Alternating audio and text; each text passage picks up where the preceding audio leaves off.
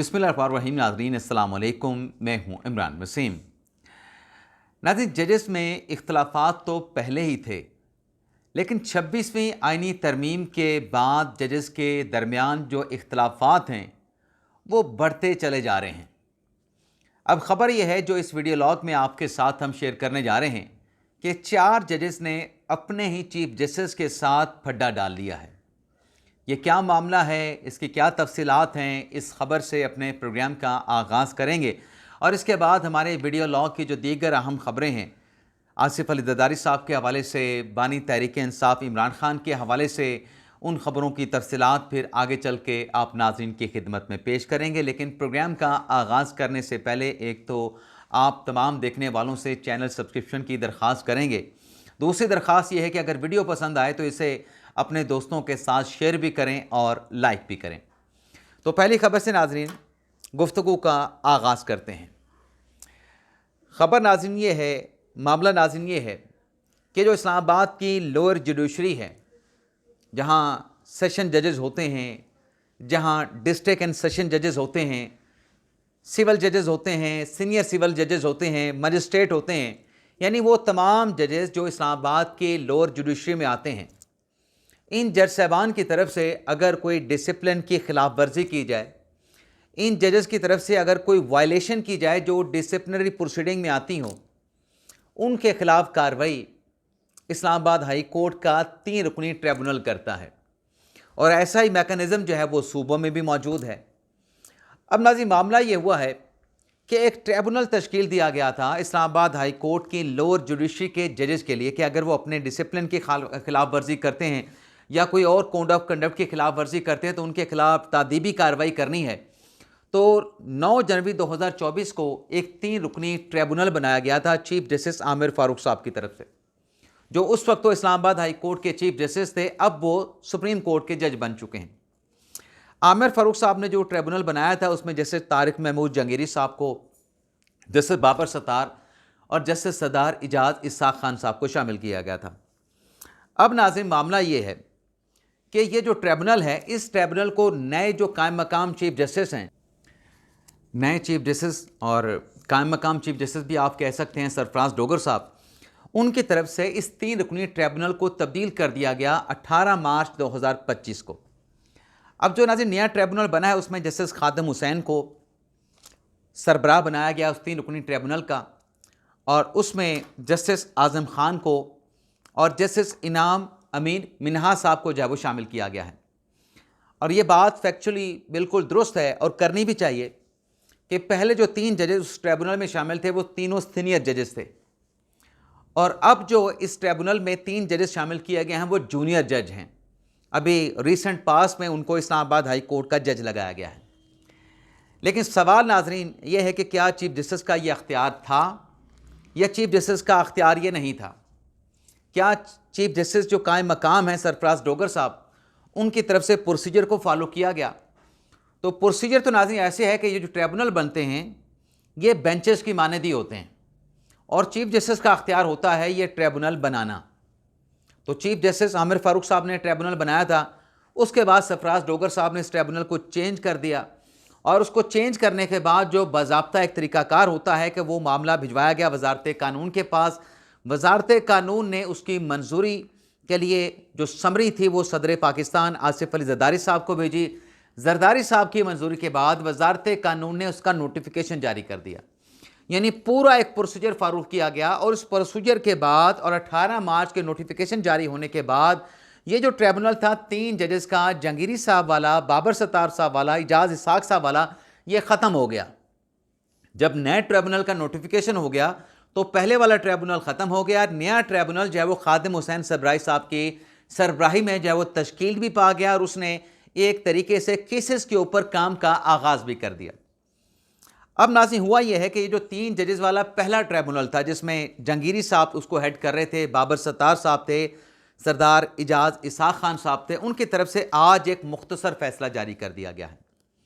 और उस मुख्तसर फैसले में जो नया बनाया गया ट्रिब्यूनल है, उस ट्रिब्यूनल को जो है कहा गया है कि ये ट्रिब्यूनल बनाने का चीफ जस्टिस सरफराज डोगर साहब के पास अख्तियार ही नहीं है। अब अख्तियार है या अख्तियार नहीं है उस पर तो आगे चल के मैं आपके साथ कुछ हक़ाइक़ शेयर करूँगा, लेकिन सवाल ये पैदा होता है कि जब ये ट्रिब्यूनल ऑलरेडी ख़त्म हो चुका है तो इस ट्रिब्यूनल ने ये फ़ैसला नए ट्रिब्यूनल की तश्कील के हवाले से कैसे जारी किया। तो नाज़रीन, इस ट्रिब्यूनल ने, जो पहले वाला ट्रिब्यूनल तब्दील हुआ था, इसने 13 मार्च को मोहम्मद शबीर केस का एक फ़ैसला महफूज किया था। ग़ालिबन किसी की दरख्वास्त थी किसी जज के ख़िलाफ़, तो उस दरख्वास्त के ऊपर 13 मार्च को फ़ैसला महफूज किया था। तो उसमें हुआ यह कि आज वो 13 मार्च वाला महफूज किया गया फ़ैसला 21 मार्च को जो है इन तीनों जज साहबान ने जारी कर दिया।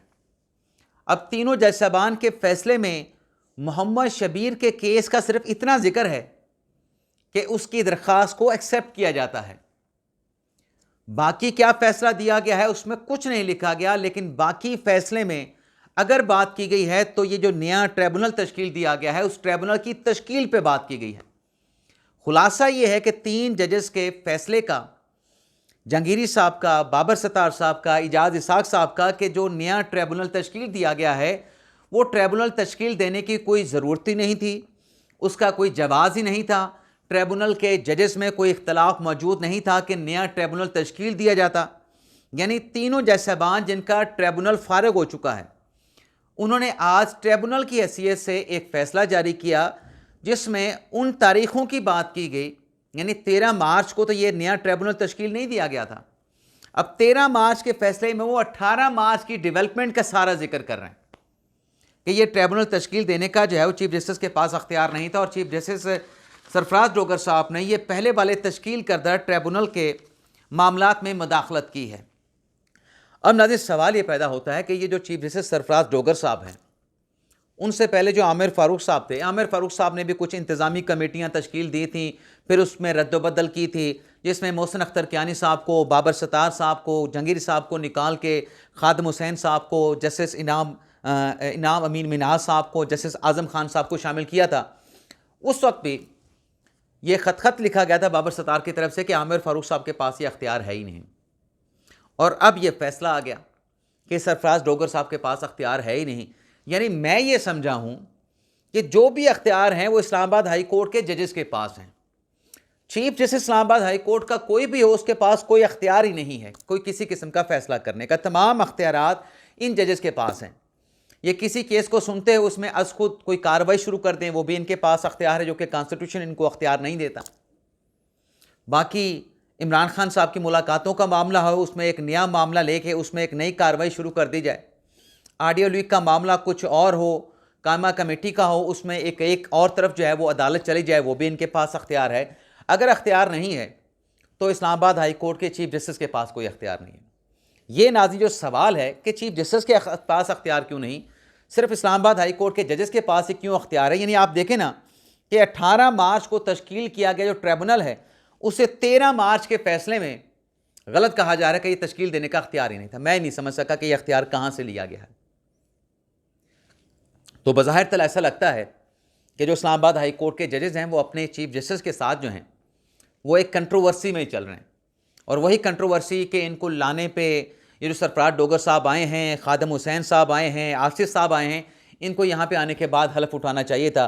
ये तो जूनियर जज हैं, तो जब उनको वो जूनियर जज कह रहे थे, बल्कि जज तस्लीम करने के लिए ही तैयार नहीं थे, तो फिर उनको चीफ जस्टिस के तौर पे क्यों मानेंगे। अब इस कंट्रोवर्सी का हल क्या होगा जब इस तरह के मामला चलेंगे? सफ़र कौन करेगा? लिटिगेंट्स करेंगे, लिटिगेंट्स सफ़र करेंगे। अल्लाह करे कि जुडिशरी के मामला दुरुस्त हों। बाकी एक और ख़बर भी आपके साथ शेयर कर लें। इस्लामाबाद हाई कोर्ट का जिक्र हुआ है तो सहाफ़ी अहमद नूरानी साहब, जिन्होंने आर्मी चीफ सैयद आसिम मुनीर के बच्चों के हवाले से, उनके फैमिली के हवाले से ख़बर दी कि उनके पास डिप्लोमेटिक पासपोर्ट उनको दिया गया, रूल्स की वायलेशन करके उनको डिप्लोमेटिक पासपोर्ट दिया गया। वो ख़बर नाज़िर बाउंस हो चुकी है, और ख़बर बाउंस की है उनके अपने फैक्ट फोकस के जो साथी हैं वकास गुराया साहब ने। लेकिन उसके बाद जो डेवलपमेंट होती है कि अहमद नूरानी साहब के जो भाई हैं वो लापता हो जाते हैं। उस पर अहमद नूरानी साहब, उनके साथी दोस्त जो है वो ट्वीट्स भी करते हैं, सोशल मीडिया पे शोर भी उठाते हैं। हमारे साफ़ी भी बात करते हैं कि जुर्म अगर अहमद नूरानी ने किया है तो फिर उसकी सज़ा उनके बच्चों को क्यों मिलनी चाहिए। बात बिल्कुल दुरुस्त है और ऐसे ही होना चाहिए। जिसने जुर्म किया है उसको सज़ा मिलनी चाहिए। और उसके जुर्म की सज़ा उसके भाइयों या उसके बच्चों या भाइयों के बच्चों को नहीं मिलनी चाहिए। अब अहमद नूरानी के भाइयों की बाजियाबी के लिए उनकी वालदा ने आज इस्लामाबाद हाई कोर्ट में दरख्वास्त दायर की। इस्लामाबाद हाई कोर्ट के जस्टिस इनाम अमीन मिनाज साहब ने इस केस की समाअत की। SHO को बुलाया गया। SHO ने आके कहा कि मुझे तो पता ही नहीं, कोई रिपोर्ट वो लेके नहीं आए। ईमान ज़ैनब मज़ारी पेश हुई, वालदा पेश हुई अहमद नूरानी की कि मेरे बच्चों को बड़ी बुरी हालत से घर से ले जाया गया है, गिरफ्तार करके, अगवा करके, हिरासत में लेके। तो जज साहब ने बड़ा एक अच्छा ऑर्डर किया, सेन ऑर्डर किया कि पहले मुझे रिपोर्ट आ लेने दें, तो रिपोर्ट के बाद फर्दर इसमें कार्रवाई करेंगे, देखेंगे कि क्या कार्रवाई करने की ज़रूरत है। तो 24 मार्च तक SHO मुतलका थाने को कहा कि आप इस केस में जो रिपोर्ट है वो दे दें, क्योंकि मुकदमा ये है अहमद नूरानी साहब की वालदा का कि मेरे बच्चे लापता हैं, उनको उठा लिया गया है, उनको अगवा कर लिया गया है। उसकी FIR दर्ज नहीं हुई। 3 दिन से हम थाने में FIR लेके खड़े हैं और FIR का इंदराज नहीं किया जा रहा।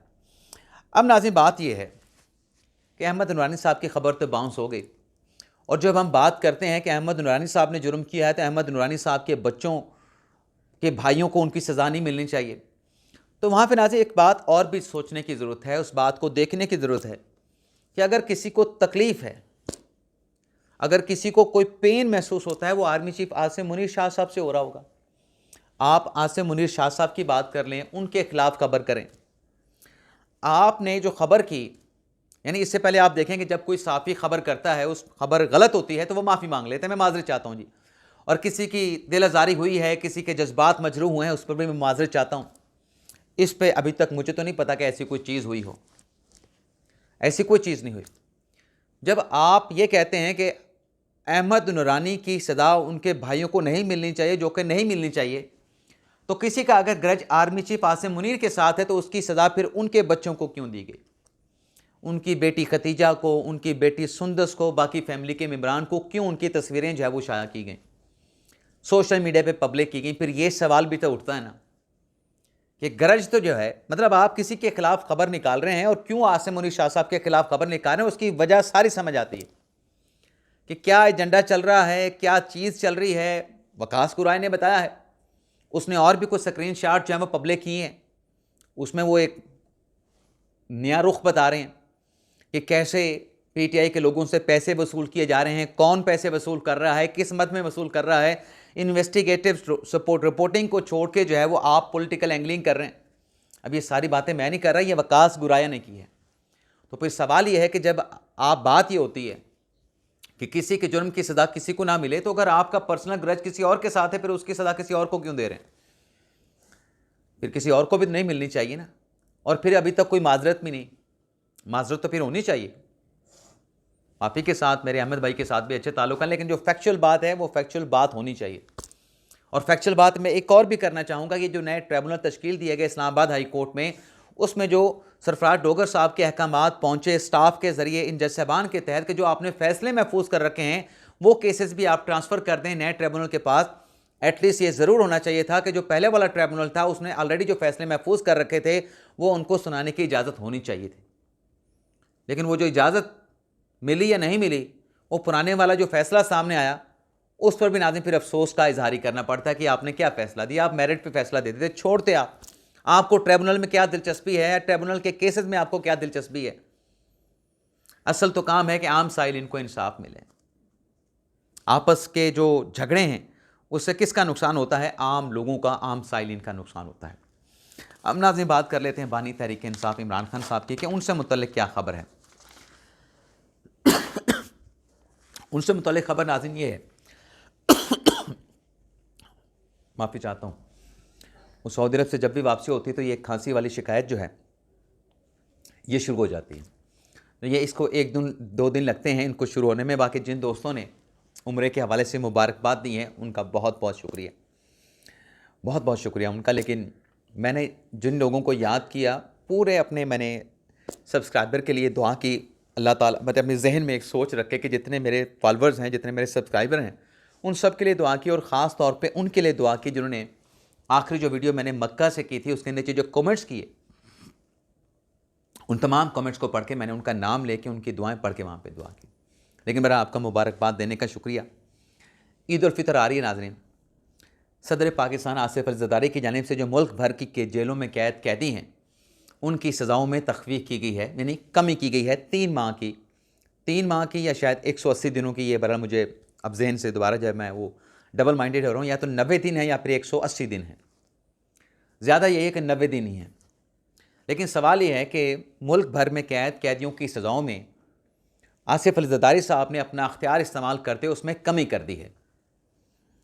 लेकिन वो जो कमी की गई है नाज़रीन, उसमें कौन कौन से मुल्ज़मान शामिल हैं? उसमें कत्ल के मुल्ज़मान हैं, जासूसी के हैं, रियासत मुखालिफ एक्टिविटीज़ में मुलव्वस लोगों के हैं, चोरी के हैं, जना के हैं, डकैती के हैं, अगवा के हैं, दहशत गर्दी के केसेस में सज़ा पाने वाले मुजरमान हैं, माली जुराइम में जो मुलव्वस हैं, जो कौमी ख़जाने को नुकसान पहुँचाने वाले हैं, इन तमाम कैदियों की सज़ाओं में किसी किस्म की कमी नहीं की गई।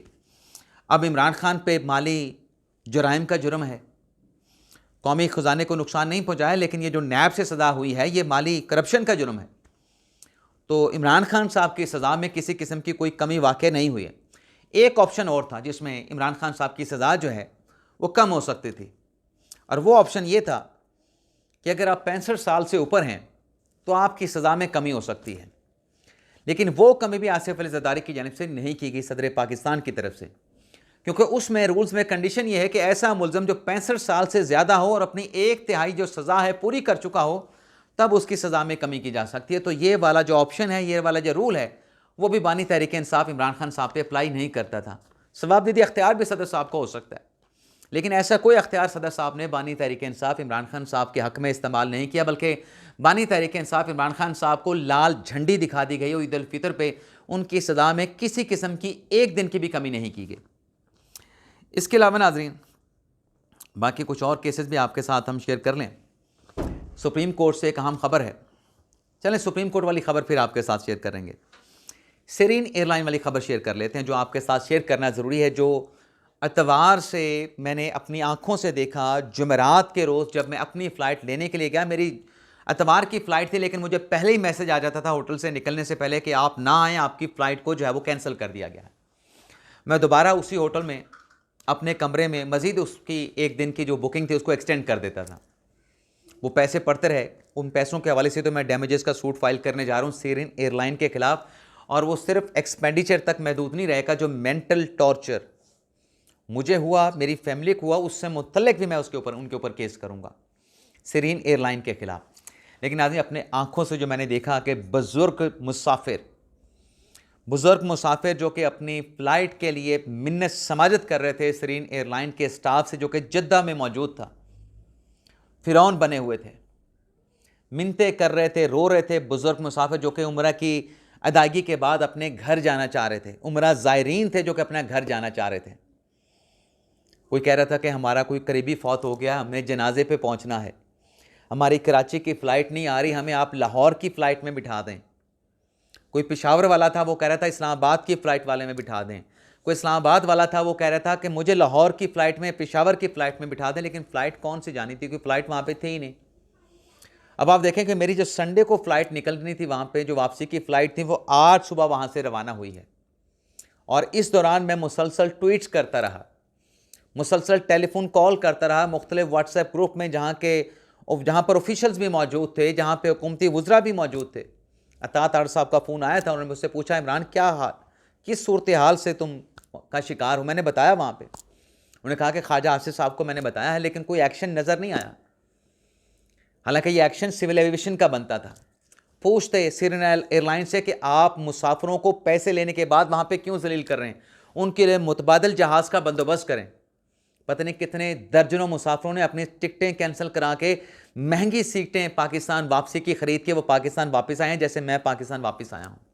मुसाफिर रो रहे थे, बुज़ुर्ग मुसाफिर, सफ़ेद दाढ़ी वाले, सफ़ेद सर के बालों वाले रो रहे थे, लेकिन कोई पुरसाने हाल नहीं था उनका, कोई मददगार नहीं था उनका। तो मैं फिर कहूँगा कि सेरीन एयरलाइन पे सफ़र करते हुए आपने भी सोचना है और अपने रिश्तेदारों को भी कहना है कि सोचिएगा इस एयरलाइन को इंतखाब करने से पहले कि ये आपको ज़लील व ख्वार कर सकती है। इजाज़त चाहते हैं नाज़रीन, अल्लाह हाफ़िज़।